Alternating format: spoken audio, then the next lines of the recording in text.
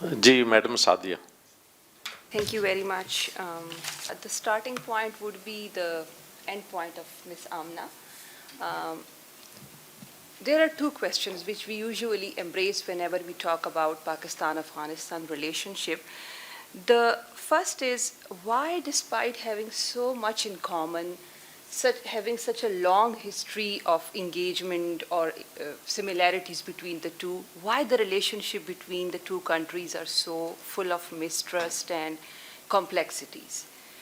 So there can be several answers to this question, like ranging from the issue of Durand line, geopolitical complexities, issue of terrorism and whatnot. But for me, the core of the problem lies in the absence or lack of bilateral trust or essence between the relationship between these two countries.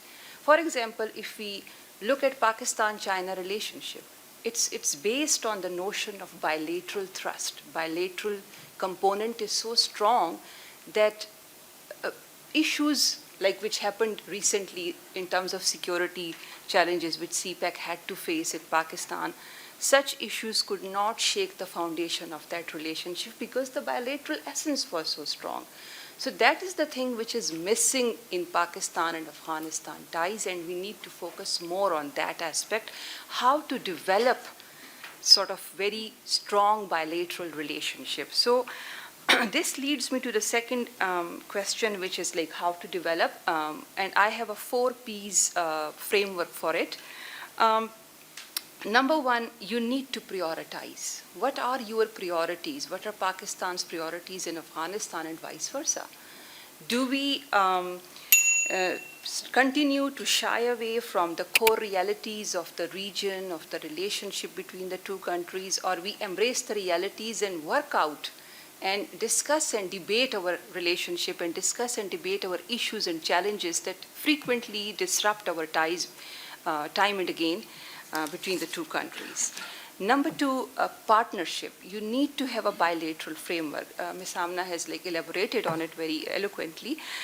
So there should be, it should be a very diversified kind of a diverse kind of a framework, including issues ranging from border management to continued commercial and trade agreements or engagements, economic engagement, and continued negotiation and dialogue between the two countries at almost all levels.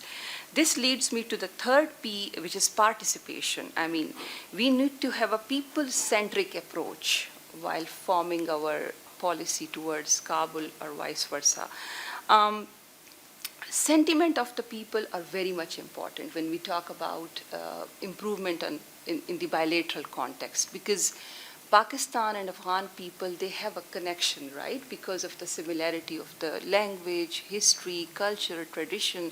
So we need to basically focus more on people-centric relationship. What are the sentiments of the people? And here comes in the issues like the approach towards refugees. That is very much important, as mentioned by our speaker, that it has usually backfired on Pakistan as well. So we need to have a participatory framework for it, which should be people-centric in essence. And last but not the least, there should be an element of persistence.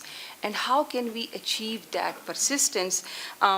Where you have diversity of engagement. You are not solely focused on security-centric lens, or you hyphenate your relationship with any other country like India-centric, China-centric, US-centric. No, we should have our own bilateral platforms with Afghanistan, and they should be diverse in nature, and only then we can have a very long-term, sustainable, persistent relationship with our neighbor.